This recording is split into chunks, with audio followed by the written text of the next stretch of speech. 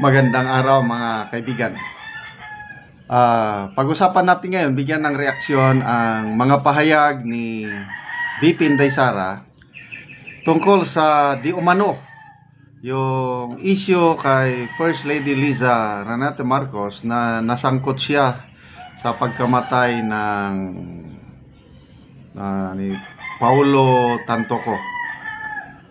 So ito, lately lang, kagabi yata ito, nagsalita. So, pakinggan natin ang pahayag ng Vice Presidente. Bigyan natin ng reaction mamaya. Ito. Malaking krimen sa Estados Unidos na merong namatay dahil sa drug overdose. At makikita ninyo doon sa police report ay nandoon ang pangalan ni First Lady Liza Marcos na isa sa mga tao doon sa loob ng kwarto kung saan yung tao ay nag-overdose sa suspected drug overdose sa hotel room at ang daming nakikitang white powder substance na sinabi doon sa police report ay suspected cocaine ay bigla nilang kinuha sa Pangulong Duterte. Nung nagkaroon ng malaking krimen sa Estados Unidos na merong namatay dahil sa drug overdose at makikita ninyo doon sa police report ay nandoon ang pangalan ni First Lady Liza Marcos na isa sa mga tao doon sa loob ng kwarto kung saan yung tao ay nag-overdose sa suspected drug overdose sa hotel room at ang daming nakikitang white powder substance na sinabi doon sa police report ay suspected cocaine ay bigla nilang kinuha sa Pangulong Duterte. So, yun Dali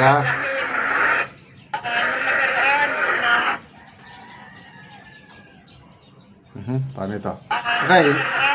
Sinasabi niya, police report. So, kung police report, talaga, it's documented. Pagkamatay ng kababayan nating Pilipino, si Mr. Late Paulo Tantoco, hinihinalang drug overdose at kasama si First Lady Liza doon. Then, kinonek niya, bigla na lang, kinidnap, inaresto si PRRD. So, yun po ang pahayag ng Vice Pangulo. Magbasa tayo ng mga comments, Emerald, hindi sasabihin ni BP ang mga ganitong naganap kung wala siyang personal knowledge. Meaning, totoo pala yun. Grabe. Kasi police report Talagang nangyari. It's a document in, I think, Los Angeles. Nangyari talaga. Dahil police report, yun ang basihan ni BP Sara. January Nikal, sabi yung news sa LA about kay Liza, di ma-share kaya di lumabas sa Pinas kahit messenger ayaw. Rowelen Arreglo, totoo pala yun, hindi yun magsasalita kung wala siyang pinanghahawakan na ebidensya. Ibig sabihin, totoo nga wala lang tayong nakikita na balita ng media. Gracia na, naniniwala na ako kasi ang BP na matapang ang nagsalita. Bravo, love it. So may nabasa akong ni Optic Politics, final offensive, BP Sara. Ito na. Yung timing. So that's part of politics. Magsasalita ka at bahalang taong bayan kung maniwala ka o hindi sa sinabi ng so ito, ang mga nababasa kong comments, naniniwala. Zam Morales, totoo pala yun, si BP na ang nagsasalita Oh my God, so it's true, kaya pala panay tago, di masyado nagpapakita si Liza during events para di ma-interview sa pagkakasangkot niya sa pagkamatay ni Tantoco. Vivian de la Peña, ito yung exciting BP Sara. Hindi pwede gagawa ng kwento na wala siyang pinanghawakan na ebidensya. Ano kaya? Baka biglang kasuhan nila si BP Sara sa pahayag niyang ito. Anong ikakaso? Fake news? Police report Ayan na, Cleopatra. Fake news na naman yan, sabi ni Auntie Claire. Disyembre 6, sabi niya, nagsabi na yan dati pa na may ibubunyag siya about sa Marcos.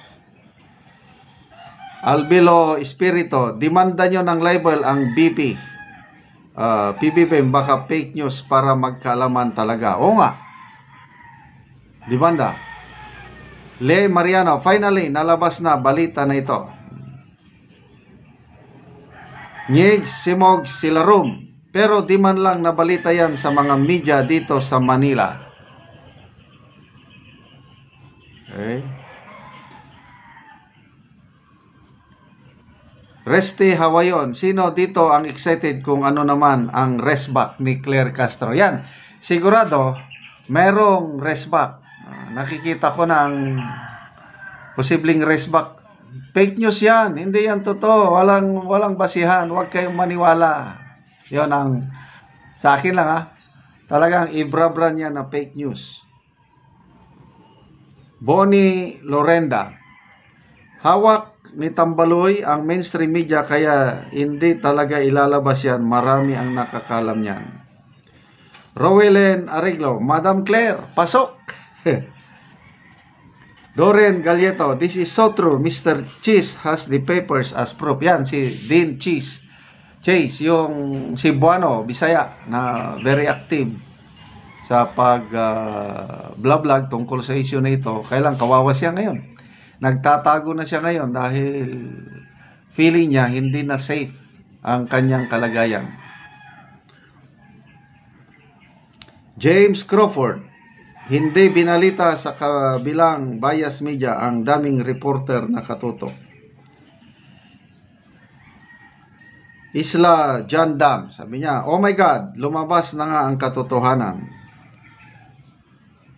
Marge D, kaya pala lahat ng picture ay talagang halata, edit. Nes Amonsan LNC, oh my God, lumabas na ang tao na may vlog ni Denchis dito, totoo pala. Adictos Benedictos ang gobyerno natin.